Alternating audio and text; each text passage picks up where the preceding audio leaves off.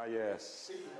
This is going to be about talking to angels. Perfect time. About angels? Yeah, that's what this is about. It's going to be the science and technology of working with the angelic language. So we spent a few days ago, all up in our heads, talking theory and so forth. Today we're going to go to the practical. There's just a few concepts that we need to get in our heads before we start doing things. If you'll remember, we were talking about hyperdimensions in the Pentagon and how we use this figure to pull very subtle energies from the fourth dimension into our dimension. Dan can tell you about phase shifts in general, but what we're talking about here is the big phase shift. And we sort of shorthand call phase shift an L. So this is a diagram of the 5 L's. And we call them love, law, and we call this one life, and we call this one liberty, and we call this one light. 5 L's. These have elemental attributions. They're elemental qualities attributed to each of these points. Love is attributed to spirit. Law is attributed to earth. Life is attributed to water, without which there is no life, no water, no life. And liberty is attributed to air, free will, free thought, free thinking. Okay, I'm sorry. Earth is this way. Okay. And then light is attributed to fire. Now, if you think of these elements, these qualities as the 5 L's, you'll get a more personal, more usable concept than just thinking spirit, fire, air, earth, water. Now, this is a universal pattern that you can use for anything. Now, the example I often use, so it's not possible to put the mice on a diet and make them stop eating. And you don't want to use a trap or poison, but you want the mice to go. So to make the mice go away, you first of all have to understand and figure out the law, the physical, real world, natural science law of why the mice are in your house. And in my case, it's because I leave breadcrumbs and food crumbs everywhere. So the mice are following their natural law, which says I need to eat to survive. And I'm following my natural law, which says I'm just a slob. So one of us are going to have to change our idea of law to get rid of the mice. Honor its intrinsic selfness. Now, it's not loving an individual mouse, it's loving all mice. Mice are wonderful creatures when they're not in your cupboards. They eat other pests, they eat other insects, etc., that you wouldn't want to have around. And the foxes and the hawks and so forth eat them. So we have to bump it up to love. But the mice are still in my cupboard. So we have to move it down to light. Which means as I'm understanding the law and my involvement in the law, and as I'm loving myself and the mice, it's a wonderful world we can all coexist, I have to put light, fire, or energy into the process. And the energy I'm putting in the process translates to, okay, clean all this crap up, get rid of what they're feeding on, energetically make sure that there's no reason for them to come back in.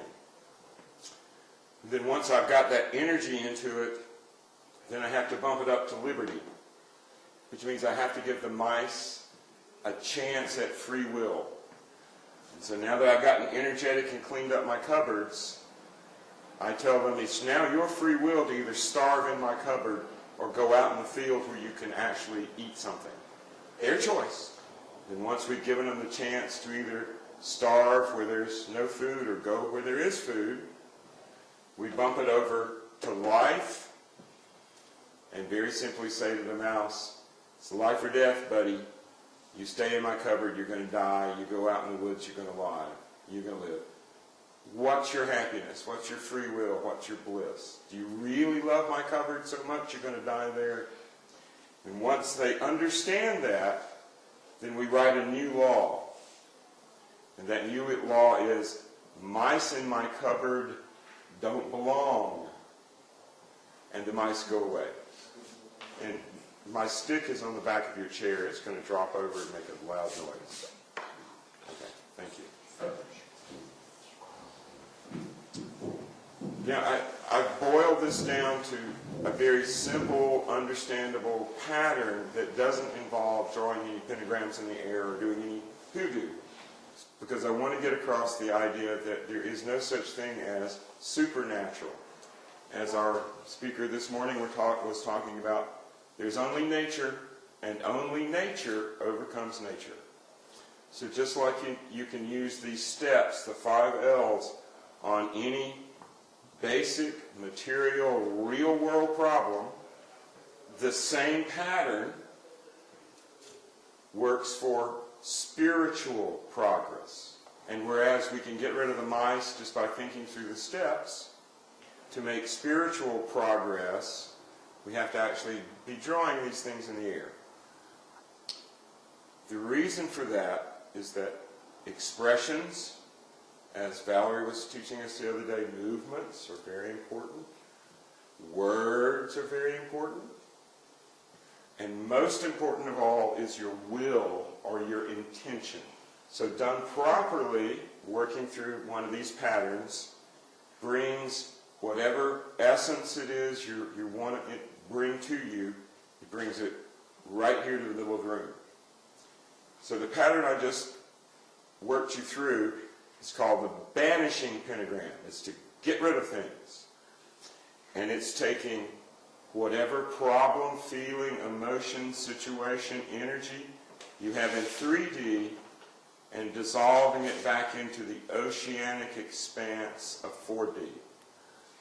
So what if we want to bring one of those oceanic, expansive, cosmic ideas from 4D down to 3D? We simply reverse the polarity of our process. And we start with love, because nothing manifests in this reality from a higher reality without love, compassion, resonance, understanding, etc. So once we understand love, we understand what we are compassionate about from the higher energy, then we move it down to law. So if I love the idea of doing a beautiful pot or a beautiful painting, then I have to understand the law of color, of applying the paint to the canvas, of catching the essence of what I'm looking at. Once I have that law, then I have to bring it to life. So while I'm bringing it through, my life becomes focused on that painting, that pot, that emotion, that angel. It becomes life. And then once it's coming alive, I have to give it the liberty or the free will not to play with me. I can't push the river. I can't say, you will be here, Ark. I can't say, you will be here, angel, because that's a violation of free will, and nothing will happen. Now, as soon as we have a free will agreement between me and the painting, the pot, the angel, or whatever, an explosion happens, and boy, you should see the light that comes out. So this burst of light or energy or heat, remember this is fire, drives the process back to the beginning, which is love, compassion, unity, etc. Vincent, can I just do 1 minute on some science? Sure. So the idea of the pentacle actually makes sense from science as well, in my view. When you move your attention or your arm, you're actually moving charge as plasma, like spirit, yes? And when you go clockwise versus counterclockwise, the pentacle is either centripetally imploding or centrifugally exploding, yes? So, and actually it's electrically true. One direction of rotation is more centripetal than the other. So when Vincent's saying you're banishing versus blessing, how do you say banish? Invoking. Invoke. Banishing versus invoking. That's banish versus invoke, yes. The process of banishing is saying, go to the center of implosion and there you'll be sorted and we'll see what's left, only pure intention, yes? So the difference is literally to compress or decompress. It fits. The science of plasma and the science of magic, in my view, are one. That's all I'm saying, yeah? Anti-clockwise is deconstructive, clockwise is constructive. We tried to make a detailed table on that. The yang centripetal packing versus yin centrifugal unpacking. And we know that yin and yang are sometimes reversed. But this is the essential chart right here. Tady je vlastně ten základ Generally, yes. rozdíl. That's right, yes. It's a little hard to see on the pentagram, which is why I don't explain it that way. Because it's the overall pattern rather than where you started. Okay. Now, this pattern in both directions is called the law of attraction / repulsion. Exactly. And interestingly enough, each of these other connections have their own laws. The connection between life and liberty are complementary. You can't have one without the other. So if we want to invoke liberty, we start with life. If we want to invoke life, we start with liberty. So let's invoke water or life. We would start with liberty. We would go to life, law, love, light, and back to liberty. And if we wanted to invoke liberty, we would start with life. And this is the law of complementariness. Complementariness, whatever. And you want to explain the physics behind the law of complement? In the same way that morphic resonance is really describing that two shapes, because they have the same harmonics, will create an electrical bond. Rupert Sheldrake used morphic resonance to explain the magic of spirituality, but it's really simply the law of shape creating attraction, which is complementary. Now, if we want to invoke fire, we start with love, move to light, liberty, life, law, and back to love. And this is called the law of transformation, because you are using energy, light, power, intensity to create change. But in my way of speaking, you can only go to the center of implosion and ask for charge or light if, in fact, you have something shareable with your intentions. That's what's called the sword in the stone. In fact, the sword in the stone is charge that only comes out of mass if it is attracted to you because you are a shareable wave, literally electrical. So the electrical attraction is literally the pure intention, which is what's being sorted here. And those are your three major laws, but there are 5 points here. We should have 2 more laws, right? So if we start with either light or law and go towards either liberty or life without going through love first, that's called the active and passive spirit or mind awareness equilibrating, balancing law. Mind, it's equilibrating, balance. But to what? It's equilibrating spirit.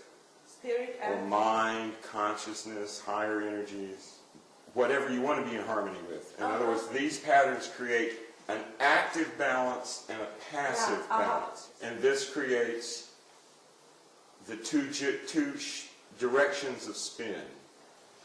And those series of steps, or that progression, is exactly the same in psychology, physics, and magic. And we call it the 5 L's, 5 phase shifts. And as Roger can tell us, this is also how you attain health in the Chinese system. Now, I'm going to take it one step further quickly, but I'm not going to go into all the details on this next step, okay? If you turn the pentagram into a pentagon, then these lines represents stuck, non-flowing, disease-catching qualities. Remember, flow, life, action, thought, energy has to go through all 5 steps. Just to give you one example, George Bush and the Republicans are stuck dysfunctionally down here between law and light. And this dysfunction makes them believe that their intention, their energy, their power, their light, fire, is the law. And we can sort of put this in real simple terms. This dysfunction is might makes right. I'm bigger than you, I'm stronger than you, so I'm going to take whatever I want from you. And I think we would all agree that's dysfunctional. Okay, any questions on this part of our angel technology? By getting the light, energy, consciousness unstuck, if we wanted to say, and this is actually true in that picture that Dan showed you with my little crooked finger pointing at it the other day, this is where the plane hit the Pentagon. So as soon as I saw on the news where the plane had hit, I went, oh boy, we're locked into might makes right now. We spent 8 years stuck right there as a country, as a world, as a consciousness. Whereas when it's set free, then people vote. It goes back through democratic process, and suddenly the charge is distributed instead of isolated. It goes to the center. Exactly. And magically, what this drawing Dan has up on the thing is that in 1992, we actually turned the Pentagon into a gram by stellating it, and invoked love, free flow, phase conjugation, etc., back into the grid based on the Pentagon. And we had 8 years of peace and prosperity in America. Only that which goes to the center survives implosion, and that's what's pure. And the other thing I might say is, what Vincent's describing, L or a phase shift, is that translation from mass to energy. It's literally an L, you see? And the L's is how the cube fits into the pen. So when I hear the word mag, as in magic, I believe it means the matrix of Agni, the symmetry of implosive fire. That's mag. Yes, magic. Now, drawing pentagrams or thinking through your problems in terms of, does it move through the whole pentagram and is therefore open and expressing itself, or is it locked in one place? This is just a certain type of mental exercise. And when it works and the mice go out of your cupboard, it's magic. But we're not quite to the Angel Tech 101 level. To actually get there, we need to put information into our compression, into our building of charge. And to do that, we use something I talked about the other day, the four-letter names for God. Now, here are the four-letter names, and because it's never good to actually express this word, we tend to say it Yod, He, Vod, He. We spell it out. It's sometimes expressed as Yahweh or Yehovah. Both of these are incorrect because we do not know how the ancient priests in the temple in Jerusalem pronounced this word. They only pronounced it once a year during Passover to bring the presence of God in. And I personally think they pronounced it Yahoo! Do I need to go slower? No. Okay, all right. We just wanted to be Yahoo. We want to hear a Yahoo from you. Okay, come on. I would sing Come something on. different. This Come on. is Take a deep breath. Yahoo! All right, all right. If you ever come to Calgary, you can do that All the time. Right down the middle of the street. You'll love it. Okay. The other three have English pronunciations. And the second one is Adonai. The third one is Eheya. The third one is, just like it's spelled, Agla. Now remember, there's only 8 letters that make up these 4 words. 8. 1, 2, 3, 4, 5, 6, 7, 8. Now, if anybody is old enough to remember the old IBM Selectric typewriter that had a ball that spun as you typed and smacked the paper, These 8 letters are attributed to each of the 8 faces of an octahedron. So when we vibrate Yod, Hey, Vod, Hey, that little octahedron spins, and when we say Yod, the Yod face comes up and stamps the air in front of us. Yod He Vav He, Yahweh, actually there's 64 ways you could pronounce that sequence of letters, and that is equivalent to the number of permutations that assemble DNA. It's literally a genetic software, yes? So whether you think of it as braiding DNA or simply braiding donuts, you're nesting these plasma domains in a sequence to make the residue of that plasma stand as a wave. So when we face east and vibrate Yod He Vod He, we've created a very precise set of symmetry angles that create a standing wave that is completely unique. It's stable, it's self-sustaining, it's shareable. Everybody experiences it in the same way. Plasma. And the same thing happens when we turn to the south and do Adonai, the west Aheya, and north Agla. Now these are the 4 faces of a cube.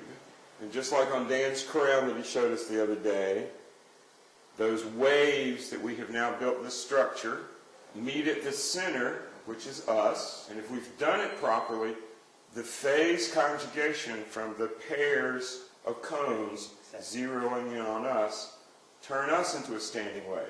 This is the conjugation that makes the distribution so super fast, superluminal, and perfect. That's the God's radio. Physics calls that real magic. They get self-organization, conventional physics, just for that kind of waves in optics.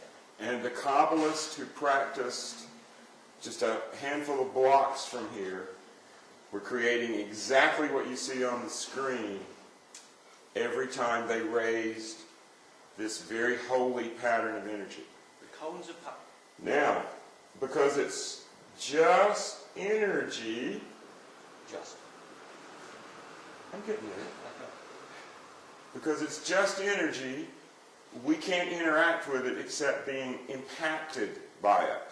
We can't talk to these cones of power yet.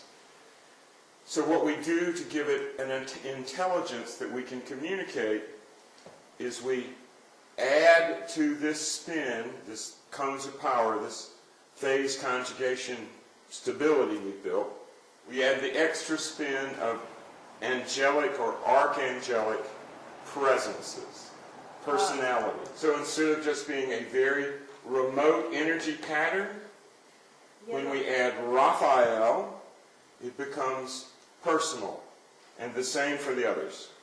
So when we finish this, we now have the standing waves focused on us, and we've given each of those standing waves a user-friendly name that I can call, hey Hans, hey Nikhil, hey Gabriel, hi, we can talk to them. Now, pardon my squiggles. Dan can do this much better. I'm looking at it upside down and backwards. So these are our cones of power, and here we are in the center. We're looking down from the top. If you look on this diagram, in the center here, there's a little bin, a little pyramidion, a little capstone. So if we don't put a capstone on our construction, all the energy leaks out, just like if I took a knife and punched a hole in the bottom of this bottle, all the water would leak out. So if you think of this as, again, a pyramid, and this is the capstone, then we need a quality like the archangels who will fill that space and keep all of our goody from leaking out the tops of our heads. And the traditional term for that capstone is Shekinah or Shekinah. Okay, anybody have any questions on this part? So the classic idea of the names of God being creation, it simply means the symmetry operations of creation. It's the same thing. And when we have all 4, we have a small model of reality that's technically a metaxic monad. And what that means is it's a point that's somewhere and everywhere all at the same time. Metaxic means beyond scales, beyond structure. Meta, like a meta programming. Monad is a singularity. The point Znamená that's to, že jestli here and everywhere. Puns don't work in Czech. Yes, yes, sir. Going way back, just so I understood the dispel, invoke, and transmute. So transmute was where you went from light to liberty instead of going through love? No, that's the spirit equilibrating. That's That's the active equilibration. That's the active balance. Okay, so what was From love to light to liberty to life to law and back to love. Love to light to... Liberty, tady byl ten life. proces transmutace. Oh, so A what's the půjde z difference lásky between that přes and love? svět. transformation goes love, light. I get it. Okay? Okay, Dan, if you could find us a good illustration of a dodecahedron. Okay, when we finish creating our little metaxic monad, we're still static. We're essentially standing still. And you know what happens when you stand still? The universe runs over you. That which is not moving is dead. So we need to make our little reality, our little metaxic monad, move, dance, spin. So in drawing our pentagrams, we've created 1, 2, 3, 4 pentagram, pentagon shapes on this plane around us. Now, as Dan likes to talk about, you take 5 cubes and you tilt them properly and you create a dodecahedron. So somehow we have to move from this static cube made up of pentagonal faces, which are all on the same plane, to a dodecahedron that is alive and spinning. Now this is where it gets really tricky, because in Hebrew we can't do this. It's the matrix. We can't get out of the matrix of physical reality. We can't spin ourselves up out of the way of the coming freight train, death, unless we add another 4 axis of spin. And we do that by adding Enochian to the Hebrew. And Vincent's drawing of that, I find very helpful. When you first, was it you who actually discovered that symmetry, the hypercube symmetry in the Enochian Orphanic? Yeah, that's me. Which I found, really a turning point in my stuff. For those of you who haven't been here all week and listened to us rant on and on and on, This was the Orphanic Enochian letters. This is Vincent's drawing. And this is where Vincent found the symmetry of the hypercube in the Enochian Orphanic. So the way the letters are in the table, basic idea though is that if you take the first verse in Genesis and unpack it properly and lay it out on just cut a slinky apart, bend it around, and at whatever interval you want, start adding words from the first verse in the Bible. And then unfold it. Link letters back in according to where they hook. This is the word Breshit. Or beginning. This is an example of doing that with one Breshit. word. Vincent's saying how to do that with a whole phrase. But when you do it with one word, you see that you've actually tied the angles necessary to tie a donut together. That's what Breshit, the first word, is. So here's doing it with one word. Vincent's referring to a phrase. When you do the whole verse, your donuts tie together into a shape called a cube octa. Handy. So Okay, he's so saying now- the letters of one whole verse make a cube octa. This figure here. See that this figure is formed of squares and triangles. In other words, the ancient Hebrew Bible was 3D quantum mechanics, three-dimensional nests. Now, in the old days, you had to be male, already have a son, and be over 40 years old before any of this ever got expressed. But since this is the apocalypse, or the lifting of the veil, we're free to tell women, children, old men, crazy people, scholars, scientists, historians, anybody who has ears to hear can receive the message. Our old friend Bucky Fuller demonstrated that this is the only form on which you can map a sphere like the planet Earth accurately without distortion. Dan has demonstrated every alphabetic sacred language has the same spin symmetry origin, which means that Hebrew, Greek, Arabic, Sanskrit, and Tibetan all make a cube octa. Tetracubic nature, both Hebrew and Sanskrit here. And what this means is these are all Earth-centric or local space-time programming languages. Now, if we take the center of each of these little black things on here and we connect them diagonally, figure that forms in the center here is a rhombic dodecahedron. A little bit hard to see. You can see cubocta and ecosa very easily, but to see the dodeca there, you've got actually a 2/3 length. It's a little harder to see. A rhombic dodecahedron is 12 rhomboid faces. The key geometry is the fact that when you go from cubocta to either ecosa, dodeca, or rhombic, that's the moment. When you leave the cubocta is the first time you generate golden ratio. That's the moment of truth. Když The se, ratios inside are always based on 2 and will always create maximum destructive interference. And that will hold you within, prevent distribution. But when you do either the icosa, the dodeca, or the rhombic, either way, you suddenly get golden mean ratio. And that's when you get distribution of charge instead of isolation of charge. Now the rhombic dodecahedron sort of acts like a hitching post. Here's the philosopher's stone that's formed at the center by drawing lines from the diagonal. So that's very clear to everybody, right? Dan, if you find a 24-cell 4D figure. Now, if you'll look really closely, you'll see that there is a rhombic dodecahedron in the center of the 24-cell 4D figure. That's what I mean by hitching post. The rhombic dodecahedron creates the internal stable 3D structure of this most unusual, most complex fourth dimensional figure. So the rhombic dodecahedron, which is the first stage, as Dan was saying, in creating these phi ratios of the higher forms, is the building block, or the hitching post, or the point of stability for the most complex higher dimension self-replicating. It turns itself inside out like a donut without changes. And this figure is derivable from the tablet of Nalvaj, which the angel Nalvaj told Dee and Kelly was the secret to the philosopher's stone. So in order to start with Hebrew and get out of the cubocta and actually end up with a golden mean dodeca, we have to add 8 more pentagrams.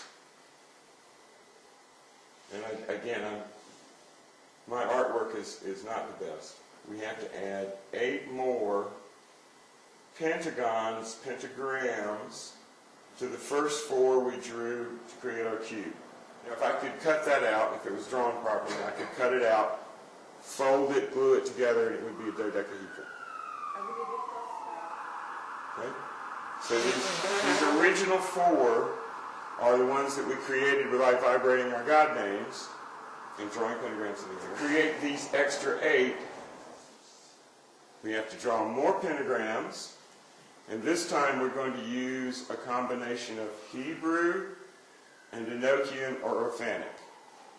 And instead of just using the invoking law of attraction or repulsion, we have to make sure that our dodecahedron is balanced. So we have to use our spirit equilibrating pentagrams. We have to use these directions of flow. Now, when we do this properly, we'll have a dodecahedron formed around us. But it's still not spinning.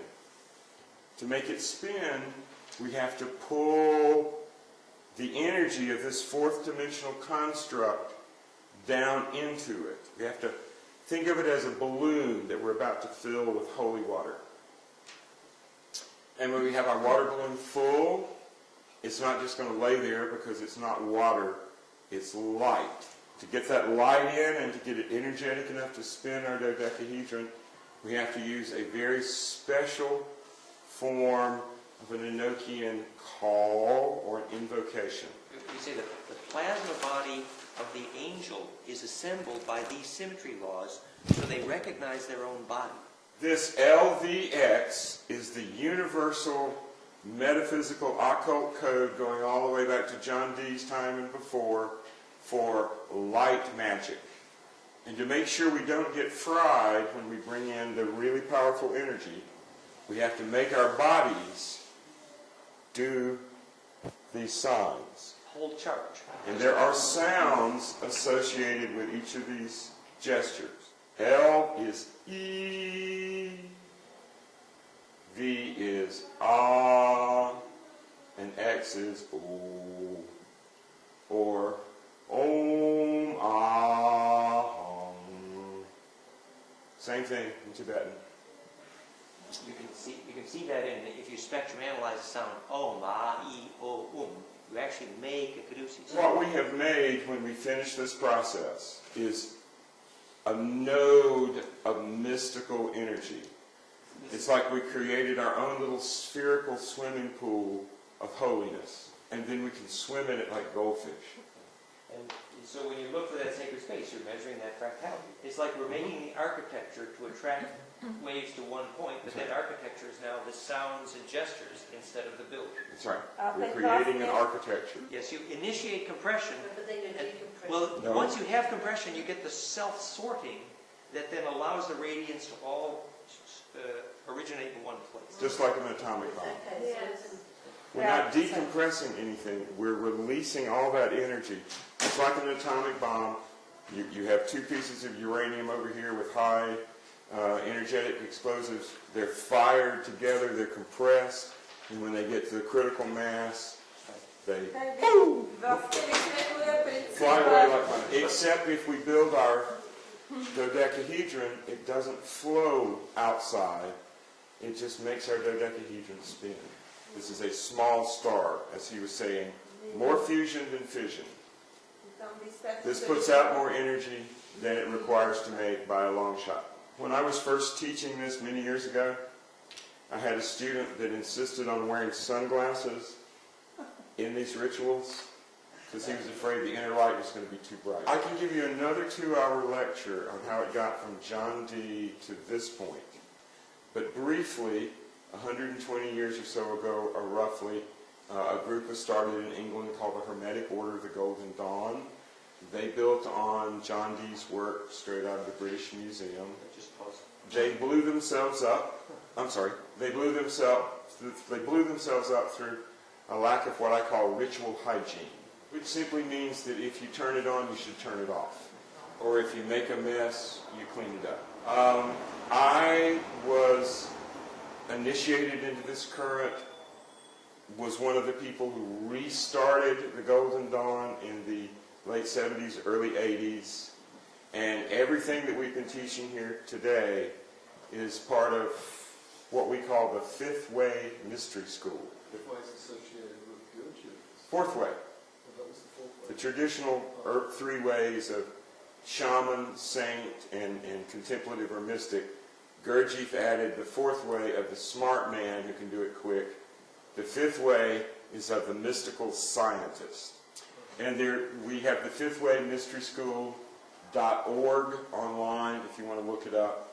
I took all the advanced teachings off of that website because people are just too crazy to have it without personal supervision. But on the website there's some of our rituals and some of our very simple 101 exercises to get your body and your mind ready to do this.